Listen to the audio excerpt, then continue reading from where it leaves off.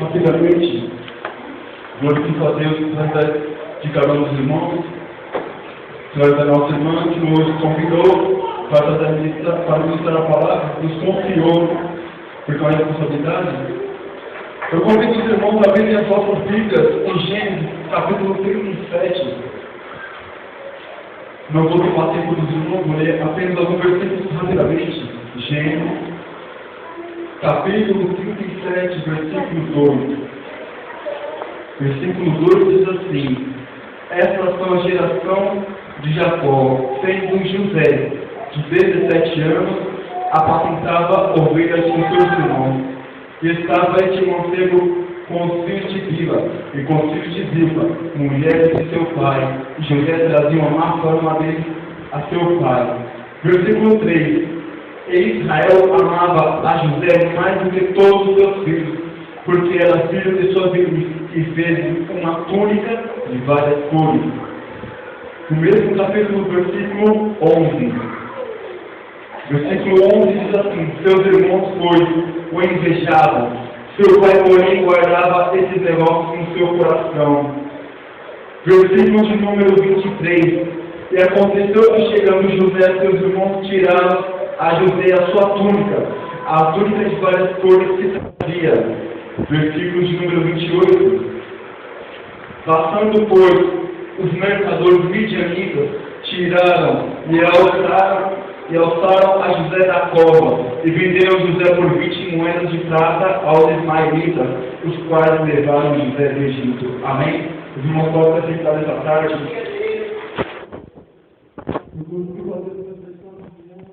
Pela tarde, se deixar fazer vai estar aqui adorando ao Senhor, glorificando ao Senhor. Eu gostaria de compartilhar essa mensagem com os irmãos acerca da vida de José. José, a história nos relata que antes de bem mais novo, de uma certa forma, seu pai Jacó, ou Israel, amava mais do que os outros, porque era filho de sua velhice. Então, eu conheço a história de José novo, morcego, apacentava as ovelhas do seu pai, ajudava seus irmãos a apacentar as suas ovelhas. E de uma certa feita, pelo amor do seu pai, que amava tanto, o concedeu uma túnica de várias cores, uma túnica que eu gostaria de falar com os irmãos que era uma túnica que naquele tempo simbolizava honra. Uma túnica que naquele tempo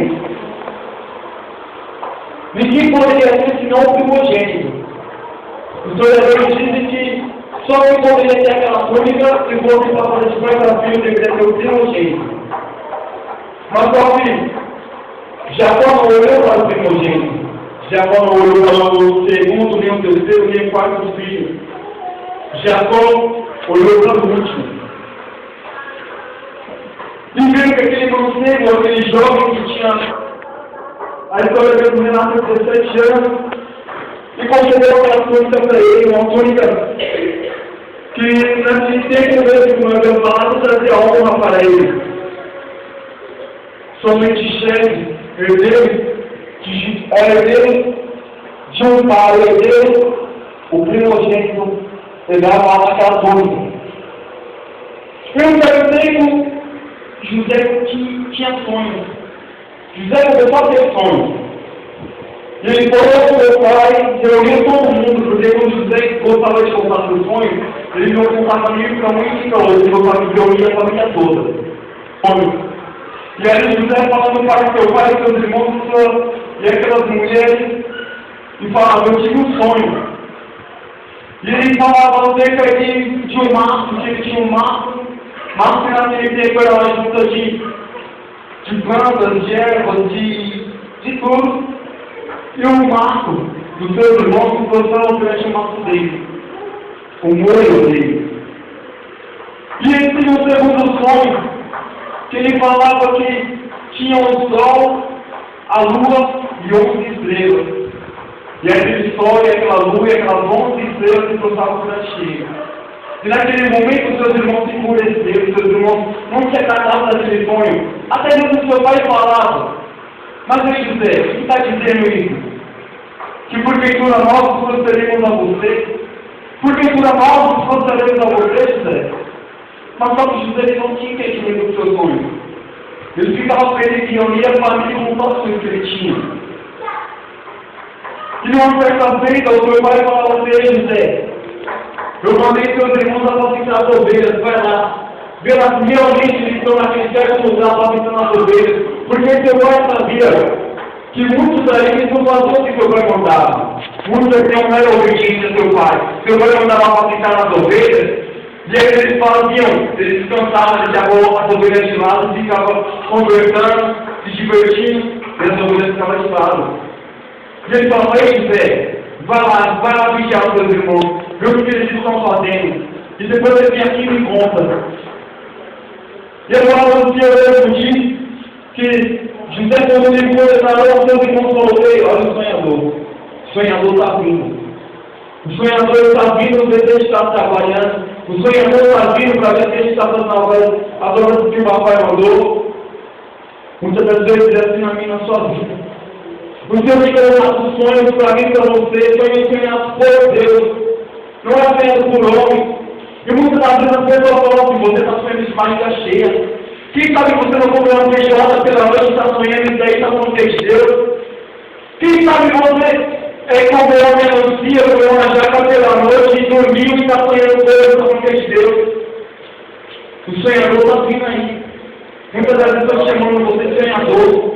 Sonhadora. Sabe por quê? Porque Deus colocou sonhos para você sonhar. Você vai levantar e identificar o seu ministério. E muitas das vezes as pessoas estão invejando o seu ministério. Estou entendendo a túnica que o papai colocou sobre si, como a nossa irmã colocou aqui, me dá poder de filho. O Senhor nos dá poder de filho nessa tarde. E o Senhor nos coloca uma túnica ungida, uma túnica de leitura, uma túnica de honra, uma túnica de glória, para você poder.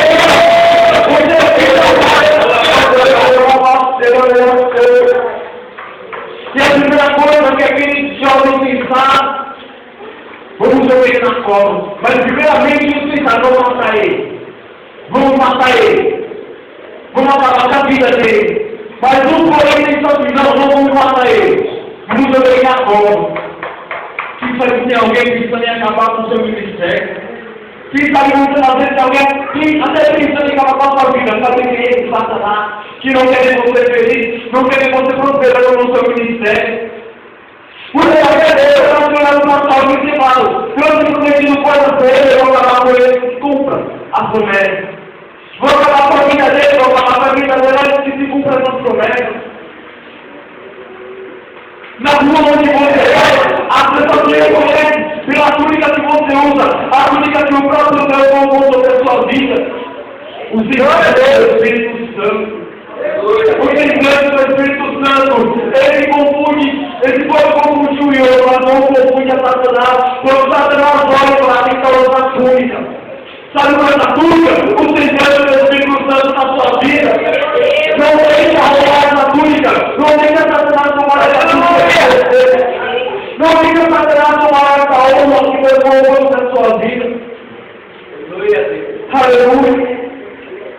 E aí quando fala de passaram os mercadores e José estava na cova ainda. Naquele tempo, as covas, as cisternas eram cheias de água. Para que tenha um entendimento da palavra do Senhor, os historiadores mesmo dizem que as covas naquele tempo, as cisternas eram cheias de água. E quando nós estamos dizendo daquela forma, acredito eu que aquela forma estava seca, porque José estava lá e não tinha se afogado. Sabe o que Deus faz? Quando muitas das vezes Satanás te jogando na cova, o Senhor ele vai secar a cova para que você possa estar vivo. Para que um dia eu tenha uma sua mão forte te levante. Aleluia, Deus! Deus passava no mercador. E os midianitas foram passando, todos os irmãos tiveram a ideia, vamos vender José. Vamos vender o nosso irmão como escravo. Vamos vender ele com qualquer coisa. Qualquer coisa que eles fizeram está valendo a pena. Mas a primeira coisa que eles pensaram, vamos tirar a túnica de José. E naquele exato momento, seus irmãos tiraram aquela túnica e rasgaram. E lançaram José e vendeu José com qualquer outro escravo que poderia ser vendido naquele tempo. Esses midianitas foram embora, mataram meus irmãos, mataram o bezerro, jogaram sangue sobre aquela túnica para chegar no seu pai e falaram: vem uma vez para a terra e matou o nosso irmão. Matou o nosso irmão. E naquele exato momento, quando os midianitas compraram como escravos, eles foram até o Egito, e naquele Egito, o comprou. Naquele Egito, que muitas pessoas poderiam ter comprado como escravo, vai morar na minha casa, vai trabalhar para mim, mas não. Num certo exato momento, a palavra do Senhor diz que o eunuco do faraó, que hoje faz, ele comprou José como escravo, e colocou em sua casa para trabalhar como escravo. Mas a palavra do Senhor mesmo diz, no versículo 3, capítulo 39, vindo pois o Senhor, vindo pois para que o Senhor estava com ele, tudo o que ele fazia, o Senhor prosperava em sua mão. Muitas das vezes as pessoas não estão dando nada por você. Muitas das vezes as pessoas estão olhando para você com qualquer coisa. Muitas das vezes as pessoas estão olhando para mim, para a sua vida, isso aí é qualquer coisa. Isso aí não é nada. Na casa de Deus, isso aí não transmite nada, isso aí não faz nada. Mas Deus tem te honrado, não quer que você tenha passado o seu dinheiro. E até que eunuco viu que o Senhor era sobre a vida de José. E tudo quanto o Senhor dava na mão de José, ali prosperava. Querido, onde quer que o Senhor te coloque, prosperará. Onde quer que você colocar sua mão, prosperará. Porque você é chamado do Senhor, você é escolhido do Senhor. Acredito eu naquele tempo que eu deve ser pensado. Deus sempre questão de mim. Porque meus irmãos me maltrataram. Meus irmãos me jogaram numa cova.